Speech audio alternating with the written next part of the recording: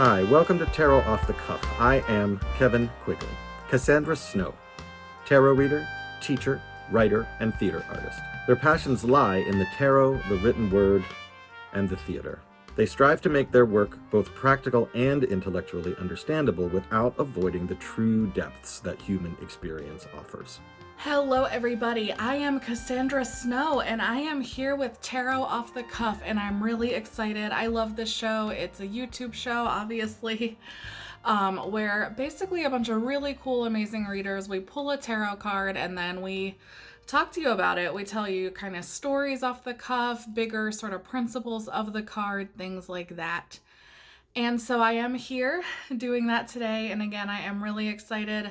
I have one of my all-time favorite tarot decks, and that is Crow Tarot by MJ Cullinane. Amazing deck. I've always felt sort of an affinity for crows. I work with the Morrigan sometimes, so this is just a really solid deck for all of that. This is what the back of it looks like. And so I'm going to shuffle. And I'm going to see where we land and see what we have today. I love this sort of just doing whatever you want shuffling. Whenever people ask what the best way to shuffle is, I'm like, oh, just make it messy. And then, you know, whatever happens, happens from there. The tarot do have a mind of their own, in my opinion. And so today we pull the Nine of Cups. Such a beautiful card.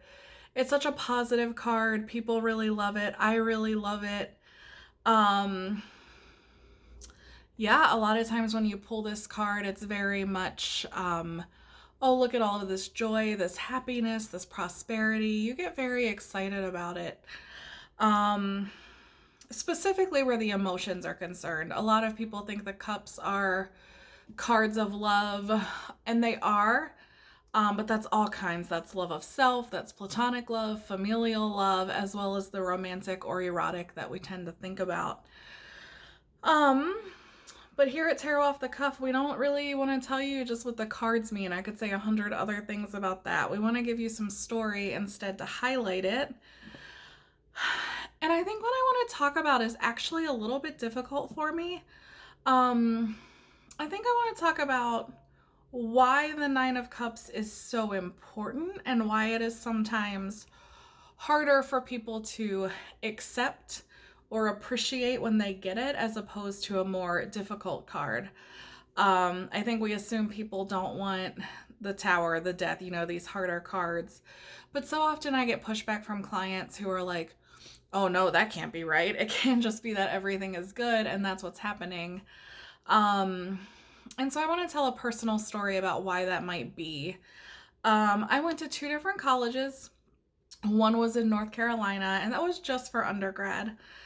And I was not successful as a student there. It was really difficult for me. I'd been traumatized several times. And then I have some really wonderful friends that I still talk to, but I also had a fair amount of people who were honestly really nasty to me. I certainly wouldn't say it was, you know, what some people go through, but I was definitely... And honestly, at times I really felt like a pariah. I felt like things were really difficult. I felt like I was really on the outskirts. And that got more true and harder the longer I stayed there, and the more I tried to be outspoken, and the more that I tried to come into my own. Coming out of the closet there as a queer person was actually an extremely mixed experience for me.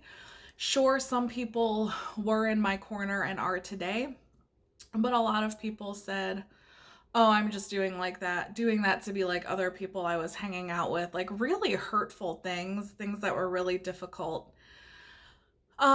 This was in the Bible Belt, and while I didn't hang out with anyone who was like openly homophobic, like that certainly played a role. That was certainly a situation that happened. And the reasons for why I wasn't well liked or successful or a pariah are not the most important part. If you can't relate to that, that's okay. But do take a second to think back about times where you were really trying your hardest and you were really working to be a good person, and people just weren't having it. They weren't interested. And you might be saying, wow, that sounds nothing like the Nine of Cups. And that's true. I would agree with you about that. But it's an important place. It's a place a lot of people come from for whatever reason in their life. Fast forward a couple years, I am now living in Iowa. I live in Minneapolis now, but this is just a few years after sort of that social trouble I had. But I moved to Iowa to finish school, and it was like night and day. As soon as I stepped onto the new campus, people were excited to meet me. People were excited to meet the new transfer in my department. Like, everyone was so excited and so welcoming and so warm. And honestly, I didn't trust it. I said, there's no way that the people here are just this nice. There's no way that anyone here is actually that interested in anything that I have to say or anything that I want to do or accomplish while I'm here. It took pretty much the bulk of the 2 years I was there for me to accept that the way I felt about myself because of my previous experience was not my reality. And it took a long time for me to be able to let my guard down and just let people care about me, let people get to know me. And that is when, you sort of enter this Nine of Cups period. It's not so much about just, oh, the period is coming, everything is great now. It's very much about going through that healing process, going through that process of, okay, I've been hurt a lot, but I still deserve good things. I still deserve good people in my life. And with the Nine of Cups, you're going to get a ton of good people. When you're in that phase of life, when you're in that part of yourself, people are really going to be attracted to who you are, and they're going to want to really be a part of it. And it was just such a hard lesson for me to swallow. And I know I'm not alone. I know that I'm not the only person who's felt like that and then moved into a better time. I talk about it with clients and with friends all the time. But I think some other examples too might be, I work with I'm in theater when I'm not doing tarot and when it's not a pandemic. I'm in theater. And I'm a producer and director there, and I have so many actors who come and work for us who say, oh, you know what, this is very different than what I've done before. I actually feel safe to make choices and expand on sort of the direction you gave. And that always feels really wonderful to me too. I think this is such an important card, and I think that it gets overlooked because it is so charming, so positive, so contented, and it can be easy to say, oh, that's all that is.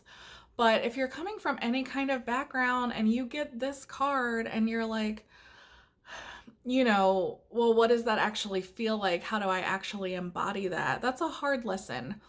And the cups are interesting because some of the suits, you have a lot of negative cards. And some of them you have almost all positives. And in some ways, the cups are very mixed. And so I think to get to that healing that I talked about when I was telling my own story of sort of social acceptance and finding a space that was mine, or that, that I was liked and accepted in, it is, how do you come from, the Five of Cups, which can be such a card of heartbreak, or the Seven of Cups, which can be such a card of overwhelm. You have to actually go through that. You have to actually dig into that emotion. And it's really difficult for a lot of people. It was really difficult for me. Maybe it was really difficult for you. That being said, I don't want to overthink what is a sunny, positive, happy card. I think there were times in my life where I wanted this card because I just wanted it. I wasn't coming from a place of deep difficulty. And luckily it did show up a couple of times in that way. What is fun about this one in the Crow Tarot, if you look, is there's kind of a lot of fruit. Like, you see some apple, you see some grapes, I think. And I think fruit does tend to represent all of everything that feels fresh and new. So like parts of the story I told have to do with just what starting over feels like. You're always unsure. Maybe you're not as arm's length as I was at the time, but you're always unsure. But I feel like the crispness of fruit, I don't know, it almost just feels like an acceptance, a welcoming of new beginnings, new ideas, etc. in your life that can lead to the joy, the happiness, the wishes coming true, the abundance, but again, abundance of love, abundance of freshness that we do see in the card. Um, yeah, I think that is what I have for you today. As I leave, I just want to point out what might be sort of new day to a lot of other people, even though, of course, I notice like the fruit when I teach, I always kind of point out these smaller symbols first. But a lot of other people are going to really identify with this sun, with these sunflowers, and all that they have to say about new day and all of that joy therein. So, yeah, in conclusion, the Nine of Cups is really that card that is an affirmation when you're coming from something difficult that says you will find love, you will find acceptance, and you get to just ride that out for a while. You get to just be in that. So I really love that, and I really think it does say take your healing seriously, take what you feel like you deserve in life seriously. Because it's going to be so worth it when you get there. I love that for my first tarot off the cuff, I pulled such a happy card. I'm sure that won't always be the case. But yeah, for today, that's what I have for you all. Again, this was Tarot Off the Cuff. This was the Crow Tarot. I'm Cassandra Snow, and I'll see you next time. Thank you so much, everybody. Hi, thanks for watching. This is Kevin Quigley with Tarot Off the Cuff. If you can take a second, click the subscribe button down below. That'll let you know when a new video is posted and you might want to jump over and watch it. If you hit the thumbs up for the videos that you really like, that will help spread the word so new people will find Tarot Off the Cuff in their feed, and that helps the channel grow. That would be great. And if you got a question or a comment, positive or negative, whether you agree or disagree, or if you want to add information or your own take on a particular card or a particular topic, put a comment down below. We would love to hear from you. Thanks so much.